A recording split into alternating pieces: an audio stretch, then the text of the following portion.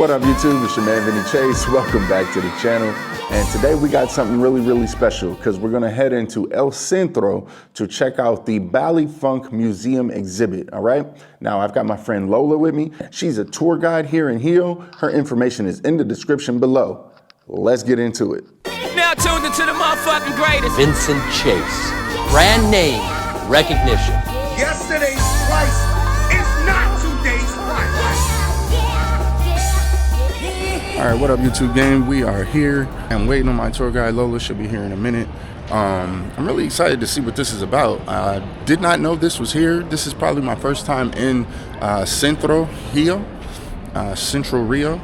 And, you know, it is very different from the south side. I'm waiting inside now. Not that it's unsafe or anything outside. Look. Everything is perfectly fine. But it's hot as hell. I don't know if you can see. I'm sweating, dog. And the fucking moto taxi ride getting here was an adrenaline rush. Dog, if you thought the moto taxis through the favela was crazy, just wait until you hop on one of these bad boys sliding through the city at high traffic hours, okay? And you kind of got to do it because you get to places in half the time, and the price of the moto taxi Uber is only a quarter of what it is to get an actual car. We're gonna sit here, we're gonna wait for Lola and kick this thing off right. We'll be back in a minute. Peace. This is the museum. Yeah. This is the Funk Museum. Yeah. Is that what it's actually called? Museum of Rio, Museu de Arte do Rio. Museu de Arte do Rio. Yes, Museu de Arte. De Arte. Okay. Arte. Arte. The thing with the R. Arte. Arte.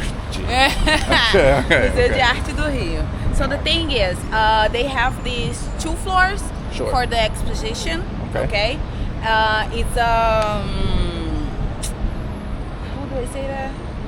It's an exposition that is going to be here for like 2 years. Okay. On the same spot. Sure. But the whole museum is not about the funk. Okay. So just the exhibit that's here now is about the funk. Okay. So it's like a special thing. Yeah. No problem. Good. That's going to be here for like 2 years. And I know the curator. Her name is Thaisa Machado. Okay. She makes this whole cultural movement about funk here in Rio. She joined it with the federal government, and they are funding funk artists through a project that they call Studio Funk, Study the Funk. Okay. And then you have like workshops, you have trainings with like funk producers, and you know, you learn how to produce, how to write funks, how to do everything, and the government is like funding this. Oh, okay. Keeping the culture alive. Yes, and this woman, Thaisa, she's like the responsible for all of it. Sure. Okay. So and you know her personally? Yeah. Ah, special. She's a friend of mine. Okay. Very good. Oh, yeah. Here in Brazil, we have this culture here called fish. Fish. Like fish. Yeah, almost like this. Fish. Yeah. But it's like graffiti, but not legal. Okay. Oh, yeah. You see all over the streets. I saw it in Sao Paulo. Yeah. Okay. Yeah. In here we have like some artists that work with funk. You remember that I took you to the butt school party? Yeah. So in here we have the name. Yeah. Okay.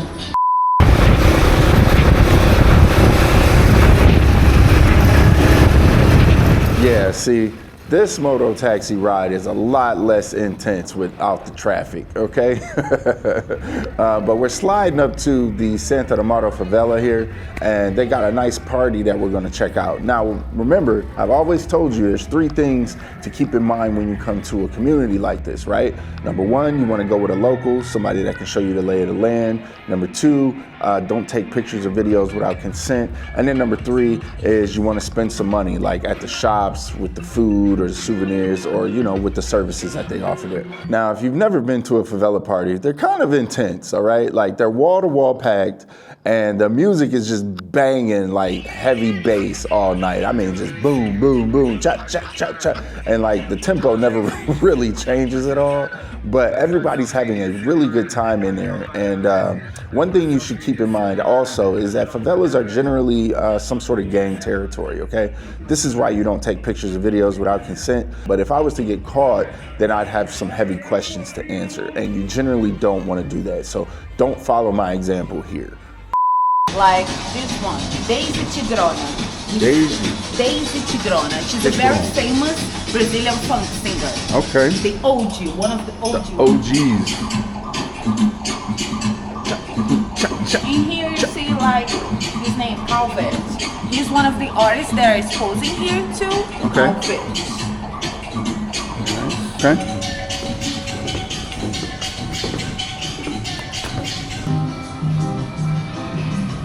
What it's reading here, it says funk, a scream of liberty and like boldness. I see James Brown here. Is this my James Brown? Yeah, this is my James reference. Brown. Okay.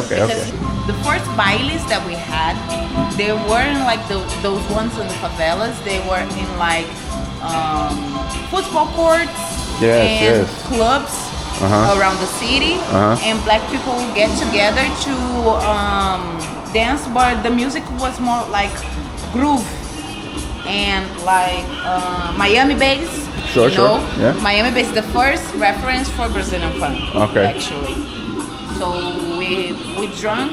Is it safe to say that a lot of Brazilian culture is black culture? Yes. Okay. Yes.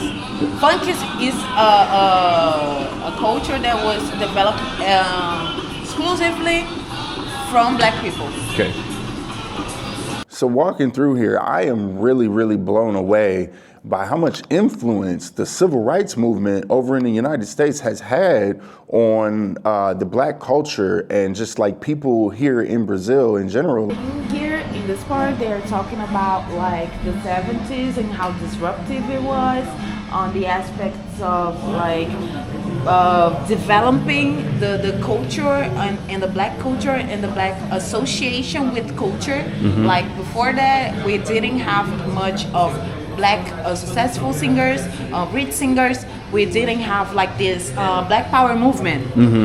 We weren't like empowered as we are today because we didn't have that awakening. So in the 70s, people started to make a lot of money with music. They started making a lot of projects with music. They started developing things with black people that made the economy grow, but our pockets grow too. Good.